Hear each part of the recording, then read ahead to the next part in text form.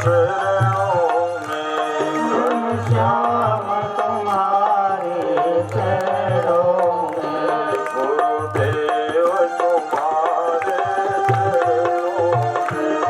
गुरुदेव तुम्हारे चरणों में मिलता है सच्चा सुख केवल मिलता है सच्चा सुख केवल भगवान तुम्हारे चरणों में भगवान तुम्हारे चरणों में वृंदावन विहारी।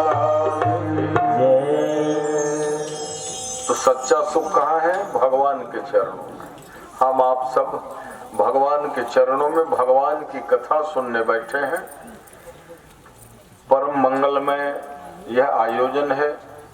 कल ही मैंने कहा था, जिनके पुण्य स्मृति में इतने लोग एक जगह बैठकर भगवान के कथामृत रसधारा में डुबकी लगाएंगे, वो आत्मा जरूर भाग्यशाली रहा, पुण्य भाजन रहे। भगवती गंगा का तट है। प्रवचन माला का प्रथम पुष्प समर्पित है भगवान के चरणों में। गंगा के तट है और विशाल बरगद के झाड़ आज भी 5000 वर्ष हो रहा है। वृक्ष कितने दीर्घजीवी होते हैं? 5000 साल। अच्छा, जबकि कथा हुई उस समय में भी 100-200 साल का वो झाड़ रहा होगा बरगद का। 5200 साल तो सुखदेव जी परीक्षित जी को कथा सुनाए वही हो रहा है। 5200 साल पहले जिस बरगद झाड़ के नीचे भागवत की कथा रस प्रवाह हुई, वो आज भी हरा भरा लहरा रहा है और पतझड़ नहीं होता। हाँ, 12 महीने हरा भरा। कथा का क्या प्रभाव। आज उसी बरगद झाड़ के इर्द गिर्द पूरा नगर बस चुका है। सुखताल, बड़े बड़े मंदिर, धर्मशाला। जिस समय कथा सुन रहे हो ना 5200 साल पहले, उस समय गंगा जी बह रही है, कल कल निनादिनी भगवती भागीरथी। और वो विशाल बरगद झाड़ के नीचे सुखदेव जी का मृगचर्म का आसन बिछ गया। तो बड़े बड़े ज्ञानी ध्यानी संत महात्मा सब कथा सुनते थे। आज आइए, सूदी शौनक संवाद कल मैंने जिक्र किया था। बहुत देर रात तक कथा सुनते रहे, इसलिए भी साधुवाद 11 बज चुका था।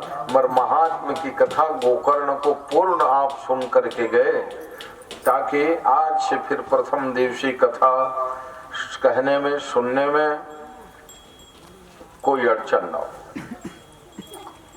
तो भागवत कल आप सुन रहे थे मंगलाचरण, वो मंगलाचरण महात्म्य कथा। सच्चिदानंद रूपाय विश्वोत्पत्त्यादि हेतवे तापत्रय विनाशाय श्री कृष्णाय वयम नमः। जिनके नाम लेने से, जिनको प्रणाम करने से दैहिक दैविक भौतिक त्रैताप मिट जाता है, ऐसे श्री राधा कृष्ण के चरणों में प्रणाम।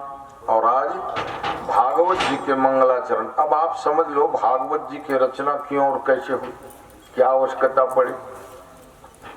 भगवान वेद व्यास जी 17 पुराणों की रचना कर चुके थे और महाभारत ग्रंथ जिसमें 1 लाख श्लोक हैं, है ना। 18 पर्वों में महाभारत ऐसा ग्रंथ जो यन्न भारते तन्न भारते ना। जो महाभारत में नहीं है वो भारत में नहीं, माने भारत में जो कुछ भी है वो सब महाभारत के अंतर्गत है। धर्म, न्याय, ज्योतिष, वैयाकरण, नीति, राजनीति, सारे विषयों का समावेश है। 1 लाख श्लोक। इसलिए महाभारत का एक नाम क्या है? शतसाहस्र संहिता। 100,000 श्लोक वाली संहिता महाभारत। इनकी रचना करने वाले भी भगवान वेद व्यास। तो भला बताओ 18 पुराणों के श्लोक संख्या मिलकर के 4 लाख हुआ। अब 1 लाख श्लोक महाभारत के, 5 लाख, तो फिर ब्रह्मसूत्र की रचना की। इतने बड़े लोग, एक श्लोक के मूल्य हम नहीं दे सकते, है ना, अमूल्य है सब। मगर 5 लाख श्लोक जिन्होंने हमारे आपके लिए दिया है, दुनिया में जो भी ज्ञान है किसी भी विषय का, वो व्यासोच्छिष्टम जगत सर्वम, भगवान वेद व्यास जी के उच्छिष्ट प्रसादी है। उन्होंने 18 पुराणों में, महाभारत ग्रंथ में ऐसे अद्भुत अद्भुत कथाओं का विस्तार पूर्वक वर्णन किए। देखो, भगवान वेद व्यास जी अपने आश्रम में बैठे हुए थे। उसी समय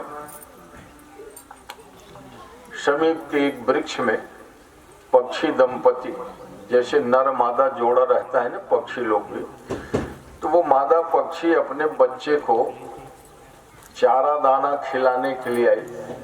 और उस समय वो पक्षी के बच्चों की आंख नहीं खुली, पंख नहीं उगे थे। जैसे ही माँ की आहट पावे मुंह खोल दे, चारा खिला दे। अब ये दृश्य भगवान वेद व्यास जी अपने कुटिया के बरामदे में बैठे जप कर रहे थे और दिखाई पड़ गए। उन्होंने सोचा, देखो तो इन पशु पक्षियों में भी अपने संतान के प्रति कितना प्रेम, कितना लगाव है? वो दूर से दाना चारा पकड़ के लाती है, स्वयं नहीं खाती चिड़िया, अपने बच्चे के लिए मुंह में डालने के लिए लाती है। काश मेरे भी संतान होते तो मैं भी दुलार प्यार करता।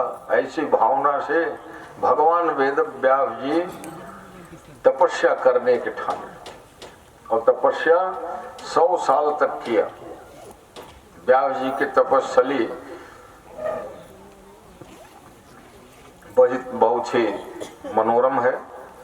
जब बद्रीनाथ की यात्रा में जाते हो तो बीच रास्ते से केशव प्रयाग जो है वही भगवान वेद व्यास जी के तपस्थली है। यद्यपि व्यास जी का आश्रम बद्रीनाथ से फिर 3-4 किलोमीटर जाओगे, सरस्वती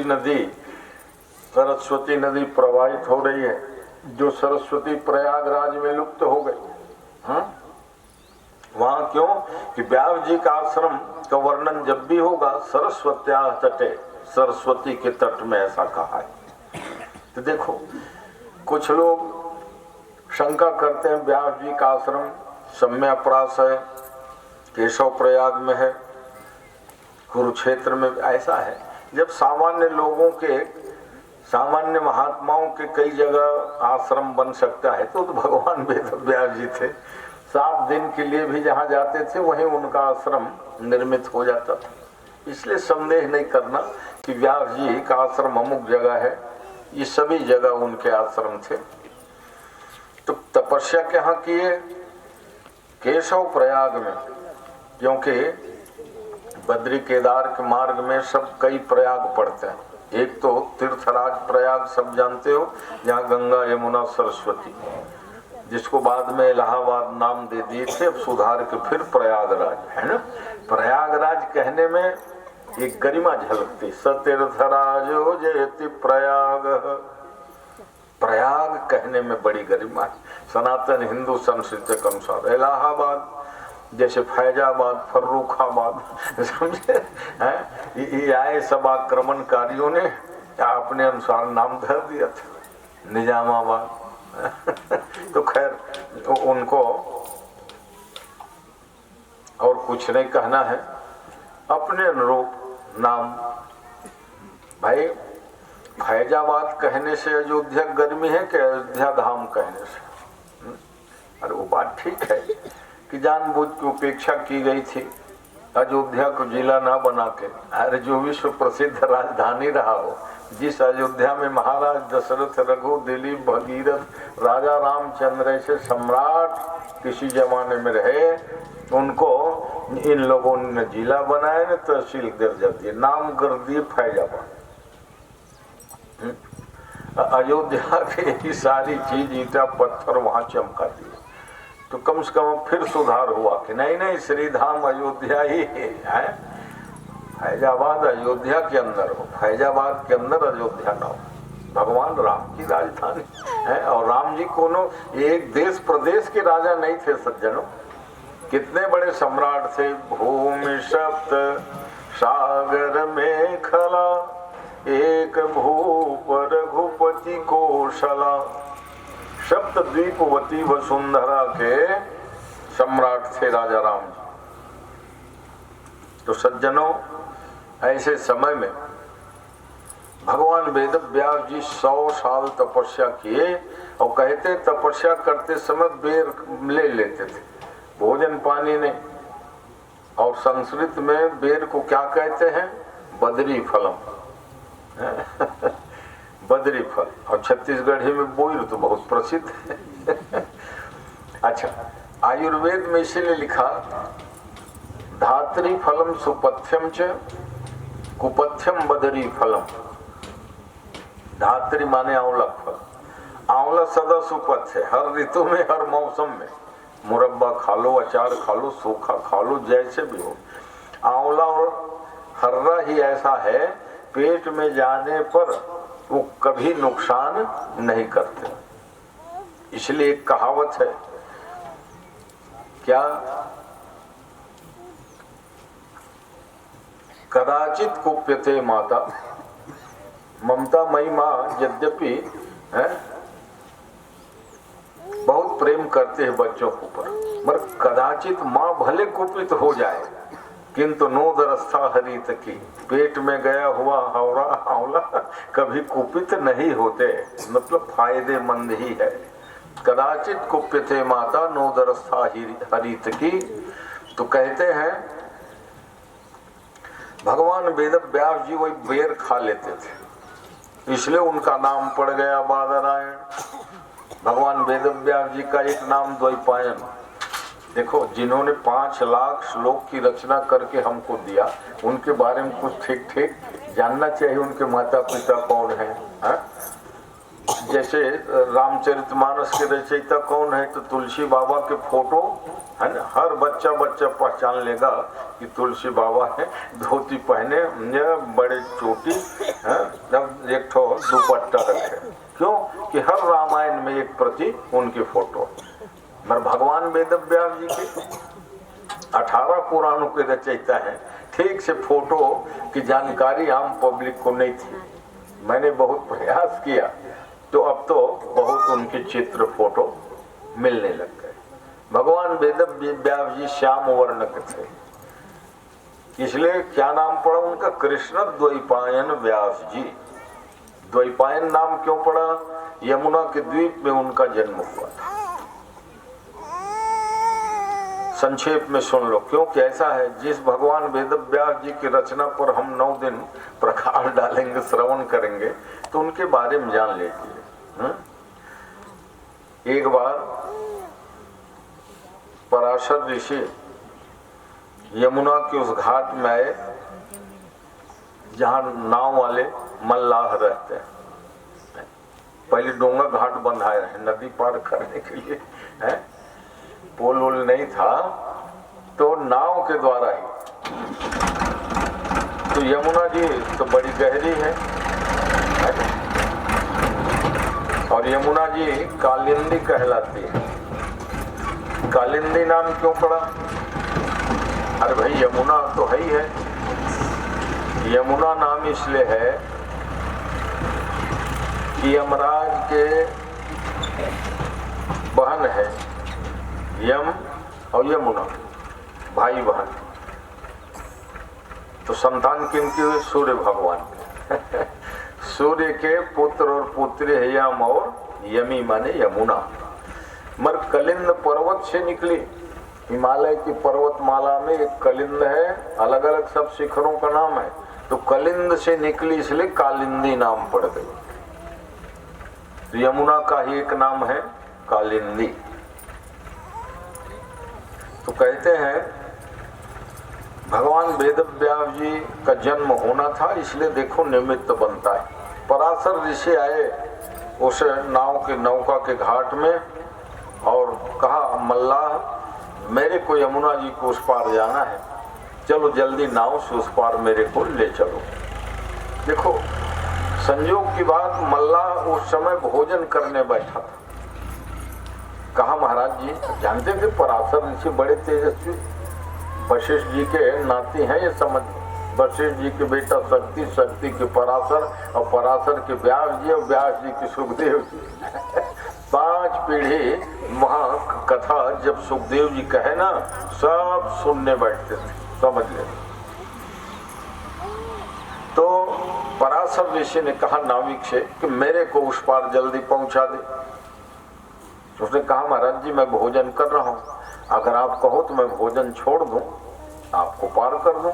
पर पराशर ऋषि तो बड़े ज्ञानी थे, क्योंकि भोजन करते समय किसी को उठाना नहीं चाहिए अधूरा बीच में। हाँ, इसलिए आज भी दिन नहीं, भोजन कर लेने दो तब फिर बात हो। भोजन कर रहा हो कोई भी, कुत्ता बिल्ली को भी नहीं भगाते हैं ना, इसीलिए। हाँ, तो मनुष्यों को बहुत जरूरी भी काम आ जाए ना, तो 2 मिनट और रुक जाओ, भोजन कर लेगा भाई तब बात कर।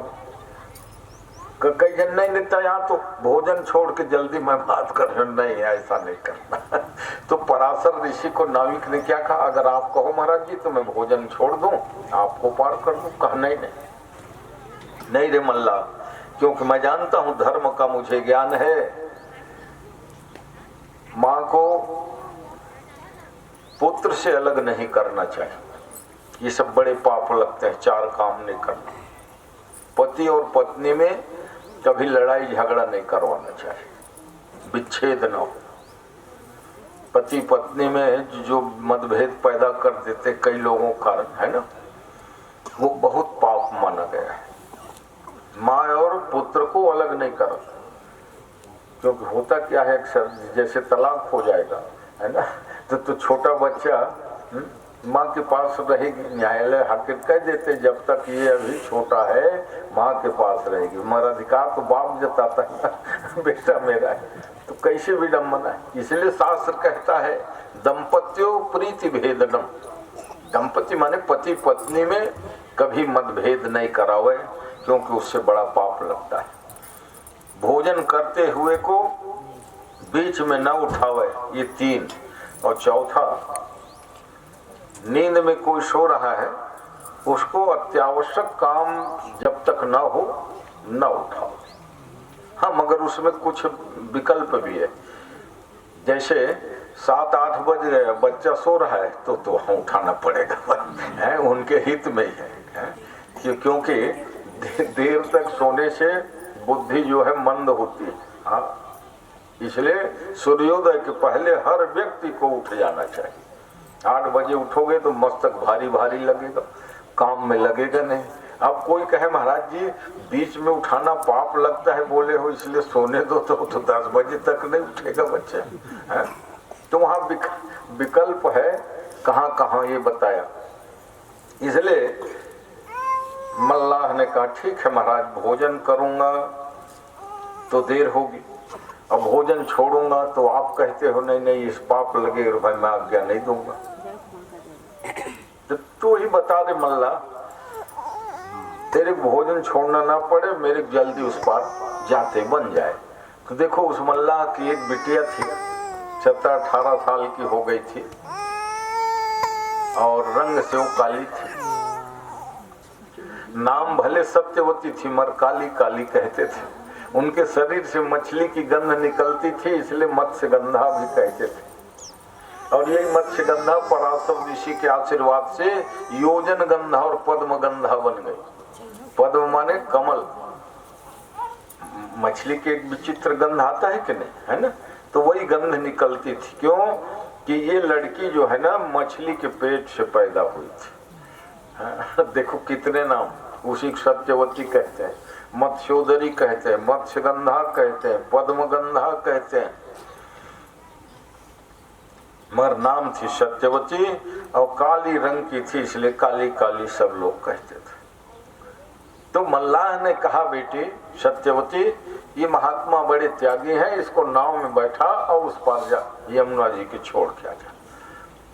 क्योंकि ठीक भोजन करना शुरू किए थे, है और बीच में उठना पाप है, उठाना पाप है, तो पिता की आज्ञा मानकर। अब भाई पूछते ही नहीं, जो कलाकार होते हैं उसके बेटे ऐसे कलाकार हो जाते हैं। तो नाव चलाना, अब नाविक के लड़का बच्चल कहूँ कहीं डोंगा खोल नहीं आओ तो सवाल है, क्योंकि वो दिन भर वही खेल रहा है? चाहे लड़का हो कि लड़की हो। मत्स्यगंधा ने कहा ठीक है, मैं अभी, अब वो तो नाव चलाते चलाते एक्सपर्ट हो गई थी, बैठो महाराज। पराशर ऋषि को बैठाए, पतवार संभाली, नाव चलाते चलाते जब ठीक मध्य में पहुंची यमुना जी के, तो देखो इच्छा भगवान की थी, उसमें कोई महात्मा दोष गलती नहीं है। कथा को बहुत संभाल के गाना पड़ता है, क्योंकि पुराणों कथा अद्भुत अद्भुत है, जे गावही है चरित संभाले। भगवान की इच्छा ये थी कि मैं व्यास रूप में अवतार लूं, मगर कहाँ अवतार लूं? माता पिता का निर्धारण तो उन्हीं को करना है ना।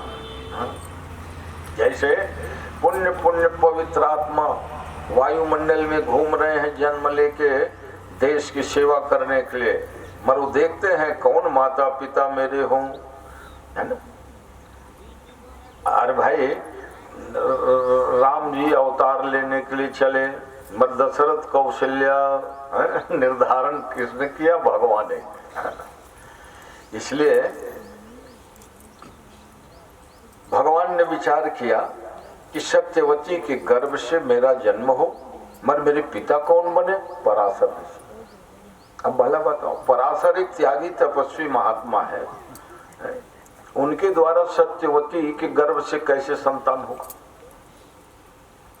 बीच नदी की धारा, पराशर ऋषि ने धुंधला, जिसको कहते कोहरा छा जाता है ना ठंड के दिनों, कोहरा छा गया, अंधेला छा गया। पराशर ऋषि ने कहा कि सत्यवती तेरे गर्भ से एक बालक होगा, तुम्हारा धर्म नष्ट नहीं होगा, तुम्हारी कुमारी पर नष्ट नहीं होगा स्पर्श करने मात्र से, क्योंकि कलिकाल में ये सब शक्तियां तो रही नहीं। भाई महाभारत की प्रसिद्ध कथा है, व्यास जी के देखने मात्र से, है ना, धृतराष्ट्र का जन्म हुआ, मगर अम्बा आंख बंद कर ली, इसलिए उनके संतान धृतराष्ट्र अंधा हुआ। अंबिका जो है पीले रंग पोतली या भय के कारण पीली हो गई, अब व्यास जी के सामने से बस पार भरे होना था तो वो पांडु हुए। अब बल्कि दासी न आंख बंद करी न डरी न घबराई, इसलिए विदुर नाम के धर्मात्मा ज्ञानी पुत्र को प्राप्त हुआ। कलिकाल में इन सब पर प्रतिबंध लगा दिया गया, क्योंकि भगवान वेद व्यास जी ऐसे कोई तपस्वी तो है नहीं जो किसी को देखे और गर्भ धारण हो, है ना, इसलिए प्रतिबंध लगा दिया। इससे तो अन्याय और अधर्म ही बढ़ता। हाँ, मगर ये उस समय की बात है जब महाभारत भरत के वंश डूबने की नौबत आ रहे, कोई संतान थे नहीं। भीष्म जी आजीवन ब्रह्मचर्य का व्रत पालन करूंगा, राज सत्ता गद्दी में नहीं बैठूंगा, तो क्या करते? तो धर्म की रक्षा के लिए, वंश की रक्षा के लिए ये विकल्प स्वयं सत्यवती, जो आज सत्यवती व्यास जी की माँ है ना, वही फिर महाराज शंतनु की पत्नी बनी। पराशर ऋषि के द्वारा, अब कोई प्राकृतिक शिशु तो है नहीं जो वहां 9 महीना 10 महीना गर्भ धारण करती तब जन्म होता। यमुना के द्वीप में व्यास जी का जन्म हुआ, और जैसे व्यास जी का जन्म हुआ, वो मत्स्यगंधा जो मछली की दुर्गंध आती थी, उसके शरीर से कमल के समान दिव्य सुगंध आने लगी, जो 4 कोस तक के माने सुगंधित फैलती थी। 4 कोस 1 योजन, इसलिए एक नाम पड़ा योजन गणना। सुगंध कितने दूर तक फैलती थी उसकी? 1 योजन तक, और योजन माने 4 कोस। अब कोस के फिर मील, और मील के आजकल किलोमीटर चलता है, तो लगभग 12 किलोमीटर माने 1 योजन आधुनिक पैमाना।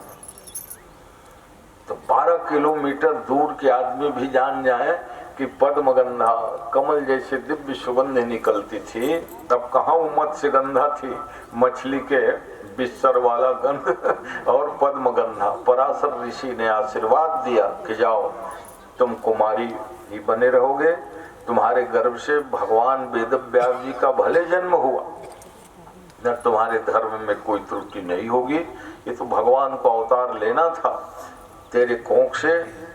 ऐसा कह करके व्यास जी आचमन किए और फिर तपस्या करने चले गए द्वीप में, इसलिए द्वैपायन। भगवान वेदव्यास जी का नाम क्या पड़ा, यमुना के द्वीप में जन्म हुआ इसलिए द्वैपायन।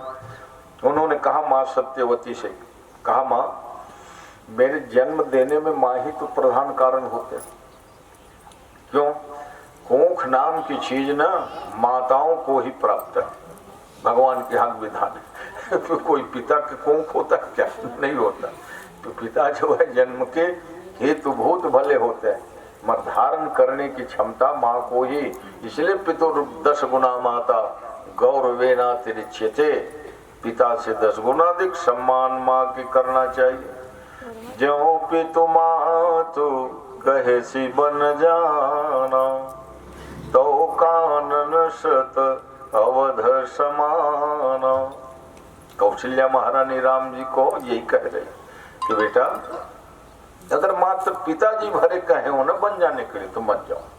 तो जन जाहु जानी बड़ी माता, मगर मेरे अलावा कोई भी तुम्हारी माँ कैकेयी सुमित्रा अगर कही हो तब तो जाओ, तुम्हारे लिए जंगल सैकड़ों अयोध्या समान होगा।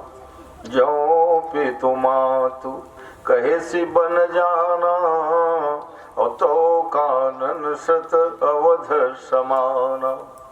सैकड़ों अयोध्या बराबर वो जंगल लगेंगे बेटा, जाओ।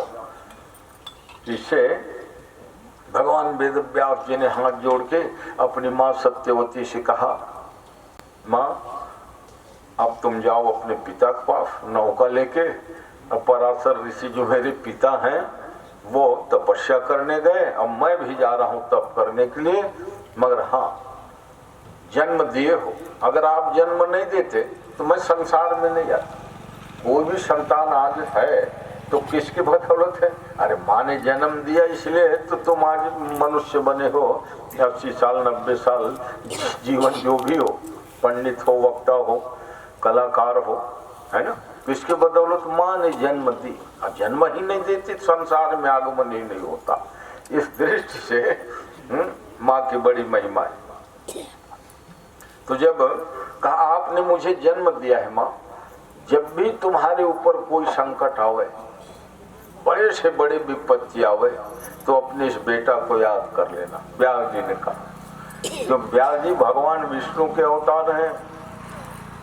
और इसीलिए जब वही सत्यवती लौट के गई, पिताजी ने पूछा पहुंचा दिए बेटी महात्मा को? हाँ पहुंचा दिए पिताजी। अब बाकी सब बात नहीं बताई बीच वाला, है ना। कैसे बतला? फिर भी उस मल्लाह ने देखा बेटी के शरीर से कमल की सुगंधी निकल रही, गई तब मछली के गंध। कहा बेटी तो तू पद्मगंधा बन गई? बोले हाँ। अब वो भी पद्मगंधा 1 योजन तक के फैलते हैं पिताजी, मेरे शरीर की सुगंध। ये सब कैसे हुआ बेटी? पराशर ऋषि के आशीर्वाद से। फिर देखा अपनी बेटी के मुखमंडल को, पहले से बहुत तेज, वो समाधि संभव अविनाशी, 87,000 साल। लोग कहेंगे रे बाबा रे सत्या तो भाई ऐसा तो 15 भाग्यशाली लोग 100 साल आज भी जीते, 100 से ऊपर भी दीर्घजीवी हैं। मगर जब से ये खान पान रहन सहन में सब गड़बड़िया हुई है ना, लघु संवत जीवन 15।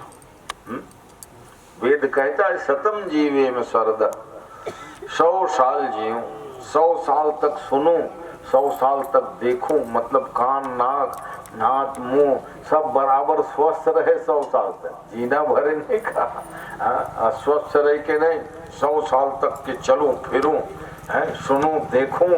इसका मतलब है मेरी समस्त इंद्रियां 100 साल तक सही सलामत हो। सतम जीवे, 100 साल तक मैं बोलूं, है क्या माने कल्पना थी। इसलिए भगवान वेद व्यास जी ने कहा कि ऐसा करो, आप ही मेरे पुत्र बन जाओ, मगर ख्याल रखिएगा बहुत ज्ञानी हो और बहुत बड़ा विरागी हो। भगवान शंकर ने तथास्तु कहा था। मगर अब शंकर जी बेटा बने कैसे, तो उसके पुष्टि के लिए एक कथा आती है। नारद जी पहुंच गए कैलाश, नारायण नारायण। अब पार्वती जी पूजा कर रही थी, शंकर जी समाधि में। समाधि में है तो उसको तो फिर न बोलना है, न कौन आया कौन गया उसकी जानकारी है। सही समाधि है तो और कई जन समाधि लगाए रहे, आंखी आधा उभरे हैं, कौन आवते जाते हैं, ऐसा नहीं। तभी इसीलिए कहा साधो सहज समाधि भली, संतों ने गाया साधो सहज समाधि भली। लगा के समाधि बैठोगे ना तो एक न एक दिन समाधि टूटेगी, उसकी प्रक्रिया ही। समाधि लगाओगे तो एक दिन जागना पड़ेगा। शंकर भगवान को एक दिन समाधि टूटी के नहीं, अब वो तो 87,000 साल तक लगाए थे, मगर एक दिन चाहे समाधि कितनों कोई लंबी लगा ले, साधो सहज समाधि भली। दुर्ग में वो स्थान है ना जहाँ वो नदी के तट में एक बाबा जी थे, बड़े पहुंचे, उनके कई शिष्य और भगत बन गए। उन्होंने करे मैं समाधि लगा रहा हूँ, मगर मैं ना जागू ना तो मेरे को उठाना हटाना नहीं। पृथ्वी को खोद के वो समाधि लगा ली। अच्छा, पटनी डाल के लगाते ना तो कम से कम ये क्या है, तो सब श्वास ले रहे हैं। वो उसने कहा मिट्टी से पाट दो मेरे को, मैं जीवित रहूं। और लोगन ज्यादा दबा देने या का हो गया वो अंदर अब समाधि, सही समाधि में महीना दिन हो गए। तब शिष्य मन कहें अरे बड़ा गड़बड़ है, चलो खोदे देखे तो मर गए थे। उसी स्थान में वो जो किला है, दुर्ग का नाम ही किला, किला घाट में आज भी वो स्थान उनकी समाधि है। तो गौशाला वगैरह सब है ना, और जाने बड़ा रमणीक स्थल है। तो मैंने बताया साधो सहज समाधि भली। तो सहज समाधि अच्छी होती है, जीवन ही आपका समाधिमय होना। नित्य भगवान का ध्यान करो, पूजन करो, समाधि। और लगा समाधि बैठोगे भाई तो एक दिन तो समाधि टूटेगी तो खतरा है, और नहीं टूटेगी तो बड़ा गड़बड़ है। तो अनेक सब प्रक्रिया है। देखो उस महात्मा के यादगार में समाधि बनाई ग्रामवासियों ने, वो आज भी समाधि है। मेला लगता है, भीड़ लगी रहती है, आते जाते रहते हैं। तो शंकर भगवान तो समाधि में थे, जब पार्वती जी जग रही थी, नारद जी पहुंचे। नारायण कहते, पार्वती जी कह रहे आओ आओ नारद जी। अच्छा, नारद जी पार्वती जी के गुरु महाराज में, हाँ, बचपन में हाथ रेखा देखी है ना। राजा हिमवान की बेटी जब बनी पार्वती तो कहा महाराज बिटिया के हाथ के रेखा देख के बताओ तो वर विवाह कैसे होगा। तब नारद जी तो है, कहा इनके हस्त रेखा कह रही है, बड़ा भारी अमंगल वेशधारी जटाजूट सांप बिच्छी लपेटे वाले वर इनके हाथ में है। परी हस्त से घबरा गए माँ बाप, है ना, इतनी सुंदर बिटिया और वर जो है ऐसे मिलेंगे, कहते हैं कौन नहीं घबराएगा। हर माँ बाप चाहते हैं कि मेरे बिटिया के अनुरूप सुंदर वर हो। नगन मंगल वेश जहां सुने घबरा गए। कहा महाराज ये रिश्त कैसे कटेगा। तो नारद जी ने बहुत सुंदर बताया, ज्यों तप करे कुमारी तुम्हारी, अभावी मेट सकहि त्रिपुरारी। अगर तुम्हारी बिटिया खूब तपस्या करे ना तो ये भाव ही मिट जाए। ये नहीं कहा कि शंकर भगवान ही इनके पति देव, हाँ ऐसे नारद जी तो हैं नगर मंगल वेश वाले अवधूत जटा भस्म रमाने वाले इनके पति देव लिखा है। अब लोग कहें पार्वती तुम कैसे कठिन तपस्या करोगे बेटी, सुकुमार शरीर है, अति सुकुमार तप तन योगो। मगर पार्वती जी कहती है नारद वचन न मैं परिहरो। गुरु देखो, गुरु के प्रति क्या निष्ठा होनी चाहिए। अशोक जी अपने गुरुदेव जी के यद्यपि कार्यक्रम में वो उपस्थित, आप उनके चित्रपट पूजन रोज होता है। गुरु का आशीर्वाद जो होता है, महाराज दशरथ ने कहा कि मुहिषम यह अनुभव दूजे और सब पाए रज पावनी पूजे। विश्वामित्र जी से कहा था कि आज मुझे क्या नहीं मिला है प्रभु, 4 बेटा 4 बहुएं, आज मेरे घर मेला लगे है तो सब पायो रज पावनी पूजे। तो गुरु के प्रति तो अनन्य निष्ठा, क्योंकि गुरु साक्षात परब्रह्म, भगवान में और गुरु में अंतर नहीं देखना है ना। तो पार्वती जी नारद जी को बचपन से गुरु मानती थी, और जब वो जगत जननी बन गई तब वो बेटा भी है एक भाव से। नारद जी भी तो आखिर कोई संसार के भक्त है। तो पार्वती जी ने दोनों दृष्टि से बड़ा प्रेम पूर्वक स्वागत किया, आओ आओ आप तो मेरे गुरु जी हो। आप ही ने तो कहा था तब तो मैं जगजननी बनी, शंकर जी से विवाह हुआ, आपने तपस्या की सलाह दी थी, बाकी सब लोग कह रहे थे नहीं नहीं हमारी बिटिया तपस्या नहीं करे। तो आप मेरे गुरु भी हैं, और मैं जब जगत जननी हूं तो आप मेरे पुत्र भी, डबल रिश्ता है।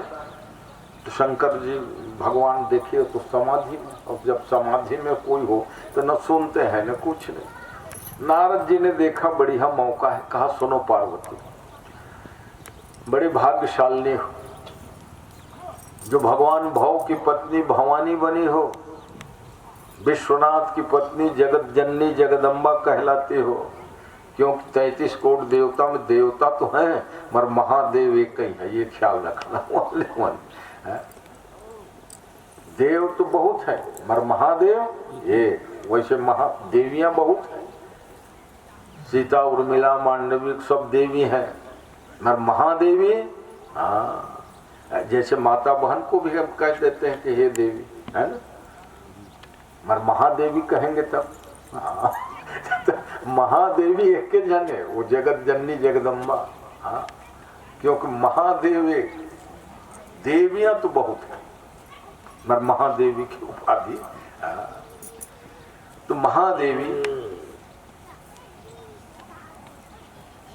शंकर जी समाधि में और नारद जी उनको सिखा रहे हैं, तुम तो समर्पित रूप से सेवा करते हो पार्वती भोले बाबा का, इसमें कोई दो मत नहीं। इसीलिए आज भी अगर कोई आशीर्वाद देते हैं, जैसे नई बहू हुई आई हो और प्रणाम करते तो उनके सास बूढ़ी सास क्या कहते हैं, पार्वती समपति प्रिय हो। कहा बेटी तुम भी पार्वती समान पति प्रिय बन। देखो आज भी लाखों साल बाद भी, क्यों कि पार्वती और शिव जी के समान कोई प्रेमी दंपति आज तक नहीं। इसलिए आशीर्वाद सीता जी भी जब प्रणाम करी तो क्या करें, पार्वती समपति प्रिय हो और देवी न हम पर छाड़ बछो। माने पति को कितना प्रिय हो। कुर्सी ले लो रघुनंदन जी, तो यहाँ यहीं बैठ जाओ ना बगल। हाँ बोलो वृंदावन बिहारी लाल की जय। क्योंकि रघुनंदन जी और गोविंद जी दोनों को मैंने शिष्य बनाया था है, आज से 22-25 साल पहले है। ये जेवरा सिरसा में मेरी 2-3 कथा हुई है, तो पहले बार की कथा में अग्रवाल जी ये लोग सब दीक्षित हैं और आज धर्म प्रचार में लगे हुए, बड़ी खुशी। आज भी गोविंद जी का ही फोन आया था, गुरुजी मैं कल आऊंगा दर्शनों के लिए। हाँ आओ। गुरुजी के दरबार में शिष्य लोग नहीं आएंगे तो कैसे काम होगा? ये तो अशोक जी ने एक भागवत कथा के साथ साथ गुरु शिष्य को भी मिलाए और अनेक रिश्तेदारों को भी मिलाए। सब आएंगे अभी, ये आज तो प्रथम दिन है। तो भागवत ज्ञान यज्ञ की सफलता इसी में है कि उस आत्मा की पुण्य स्मृति में अनेक लोग भगवान की कथा सुनने गाने के लिए एकत्रित हुए। तो क्या कहा पार्वती जी को? कहा माता जी आप तो समर्पित भाव से पूजा करते हो, मगर शंकर भगवान ना कुछ अभी भी छिपाव दुराव करते हैं। यद्यपि दुनिया कहती है कि पार्वती सम पति प्रिय हो, तुम अपने पतिदेव के अनन्य प्रिय पात्रा हो पार्वती, मगर ना पुरुषों के मन में थोड़ा छल कपट है। आप माता लोग तो सरल समर्पण की भावना समर्पण कर दिए, मगर इनके तो पार्वती झट विरोध करना ही माना। मेरे पतिदेव ऐसे नहीं है, ऐसा मत बोलिए, क्योंकि मेरे पतिदेव तो भोले बाबा है, भोले भंडारी, कोई छल कपट नहीं करते। बताऊं? कहा बताओ क्या छल कपट किया? तो नारद जी बताने लगे कब से उनकी पत्नी बने हो? हजारों साल हो गए। तो हजारों साल में असली रहस्य तुमको पता नहीं। कौन सा? अच्छा, नर मुन्नों की माला पहनते भोले बाबा जी जानते हो? हाँ पहने। तो तुम कभी पूछी हो कि किसके मुंडी की माला है और क्यों पहनते हो? नहीं पूछी। अच्छा आप नहीं पूछी तो वो कभी बताए? नहीं तो हर सुख दुख को पति पत्नी दंपति जीवन है ना, इसलिए बांटते हैं। तब हुआ कि नहीं छल कपट? बताओ। पार्वती जी के मन में संदेह हो, हाँ ये बात तो ठीक कह रहे गुरु जी मेरे को आज तक नहीं बताया। नरमुन्नों की माला पहनते ये तो है। तो तुम हो बली भोली। शंकर जी दो ही काम शंकर जी का। क्या दो काम? एक तो समाधि लगाना और समाधि जगह तब कथा सुनाना, और प्रलय आदि तो सबसे एकदम लास्ट में सृष्टि की आदि में। रोज रोज थोड़ी प्रलय होता है एकदम वो तो लास्ट की बात है। तो शंकर भगवान के विभाग में प्रलय तो है, प्रलयंकर है वो, मगर उनका मेन दो काम सब जानते हो। समाधि, कथा कहते कहते जहाँ प्रेम मगन हो समाधि लग जाए, और समाधि लगे कभी 10,000 साल 20,000 साल। मानस में तो कहा बीते संबत सहस 87,000 साल। ये इतनी लंबी समाधि और क्या कोई लगाएगा? विश्वामित्र आज तो 60,000 साल तब किए थे। तो तब किए गायत्री मंत्र का, इसलिए गायत्री मंत्र के ऋषि बन गए विश्वामित्र। हाँ गायत्री छंद विश्वामित्र ऋषि ही विनियोग में कहते हो ना, 60,000 साल का। मगर 60,000 साल तप करने के बाद भी वो घड़ी आई, एक दिन उनकी समाधि टूट गई मेनका के मेनका के मधुर ध्वनि के गीत गायन नृत्य आदि से, है कि नहीं? ये इतिहास प्रसिद्ध कथा है। अब भला बताओ 60,000 साल तक वाताम्ब पर्णासना, दूबी के रस पी के वायु पी के जो तपस्या किए हैं, यद्यपि वो देवराज इंद्र की वो सब करतूती थी। कहा कि विश्वामित्र 60,000 साल तप किए, पुण्य अधिक होगा तहाँ ये इंद्र बनेंगे, मेरी गद्दी खतरे में। तो भाई अपने कुर्सी बचाने के लिए सब उठा पटक करते हैं। इसलिए देवराज इंद्र ने कहा मेनका तो जा, तो अपने गीत संगीत बसंत ऋतु आदि के साथ में और नृत्य गान करना। अब मेनका के मधुर गीत सुनकर समाधि टूट गई। ले अब है कि नहीं खतरा? इसलिए लगा के समाधि लगा के बैठना खतरा। जीवन सहज समाधि में हो। अभी मैं कह रहा था साधो सहज समाधि भली भली मानी अच्छी है, जीवन ही आपका समाधिमय हो। और लगा के बैठोगे ना भाई तो खतरा है। जब समाधि लगी तब तक तो ठीक है, वहां कोई खतरा नहीं, क्योंकि उसको तो एहसास होना ही नहीं, टूटी तहाँ खतरा है। चाहे विश्वामित्र हो, शंकर भगवान, शंकर भगवान समाधि लगे रहे, कोई खतरा नहीं। जहाँ समाधि टूटी, राम सब देवता कहने लगे महाराज अब सती जल के मर गई, क्या हुआ, दूसर बिहाव कर ले। शंकर जी कहे समाधि लगाए थे तभी ठीक है, तो समाधि लगाए कौन वहां जाते पर बिहाव कर लेते। टूटी तहाँ लाइन लग गई कहने वाली, देवता हमें लाइन के लाइन, यहाँ तक राम जी भी पहुंच गए। जाई विवाह शैलजहि यह मोहि मांगे देव।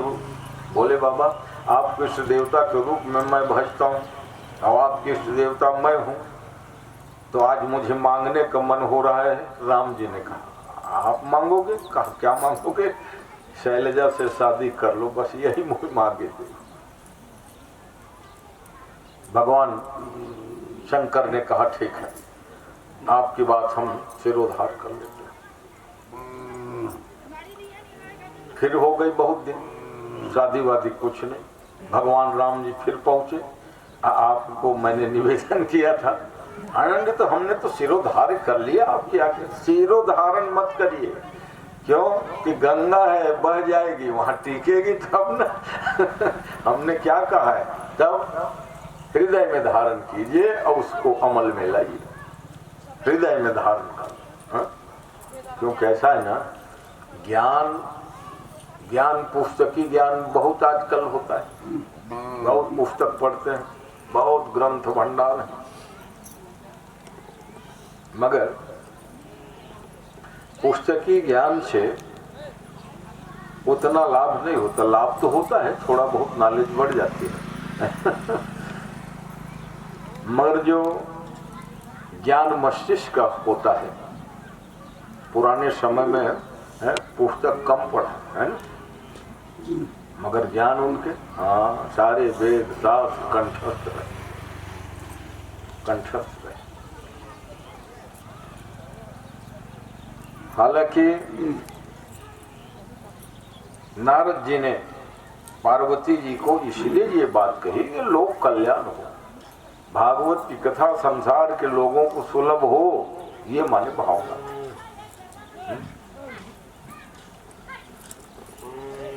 मगर क्या होता है, कभी कभी जैसे रामायण की रचना हुई गोस्वामी जी द्वारा, कुछ लोग कह देते हैं गोस्वामी जी को गोस्वामी तुलसीदास बनाने में रत्नावली का ही हाथ है। कहा वो तो बात ठीक है, मगर रत्नावली के ही कारण गोस्वामी जी पहले से भी पढ़े लिखे विद्वान थे।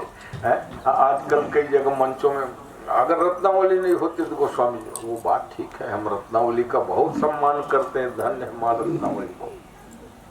मगर ये कहना कि रत्नावली फटकारती नहीं तो ये जाके भगवान की भक्ति, अरे किसी फटकारने से अगर तुलसीदास बन जाते तो तुम्हारे कई जन के पत्नी रोज फटकारा थे, ये कुछ जन तुलसी नहीं बने हुए 500 साल। तो बोलना क्या चाहिए, तो एक तरफा बस रत्नावली फटकार समाज महात्मा बने, तो तुमने कुछ जन नहीं बन जाते तुलसीदास, तो तुम रोज फटकार पड़ते तो साथ ऐसा, तो ऐसा है।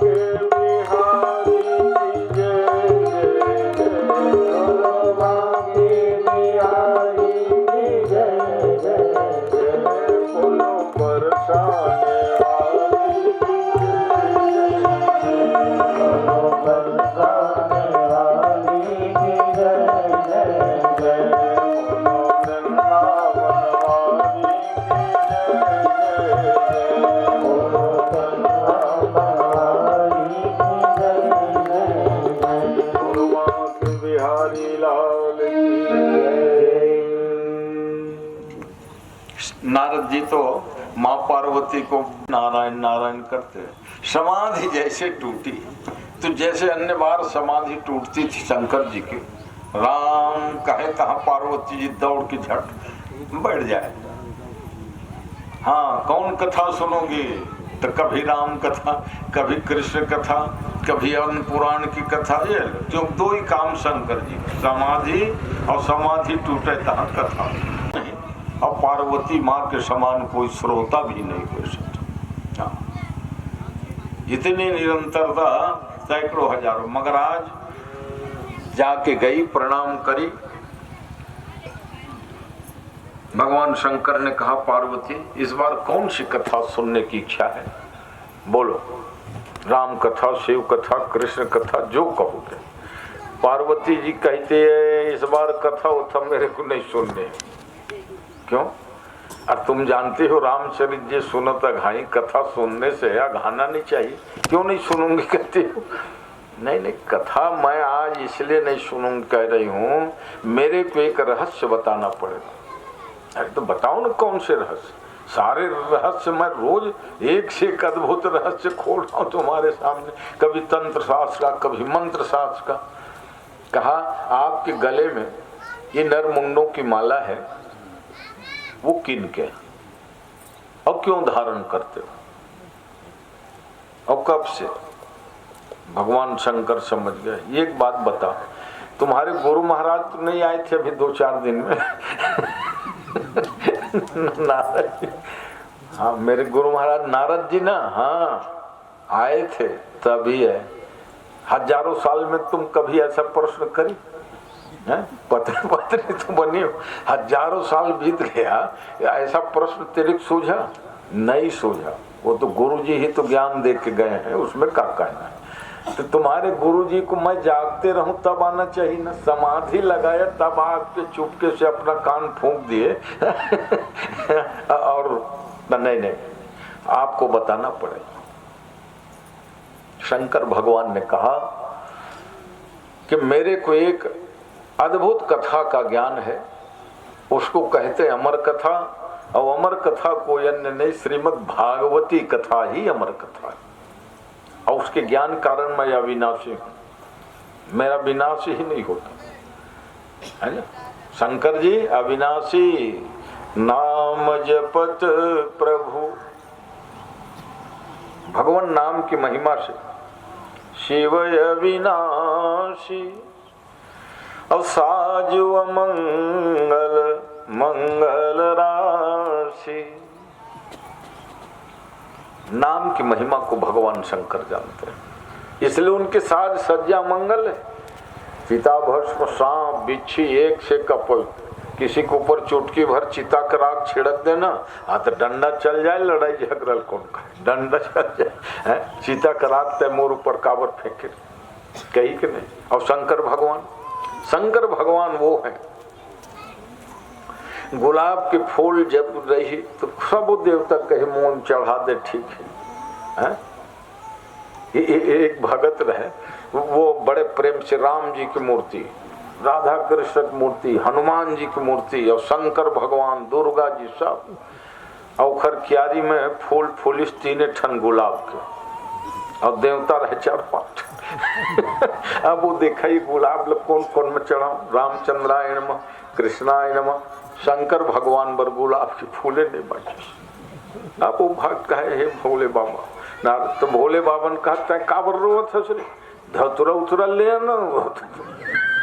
इतने उदार है, जरूरी थोड़े रे गुलाबे खोज के लावे, बड़ा भारी वाह। इतने उदार है, तो चुटकी भर चिता भस्म कखरों पर फेंक दे तो लाठी चल जाए। तो शंकर भगवान तो रोज ना हो।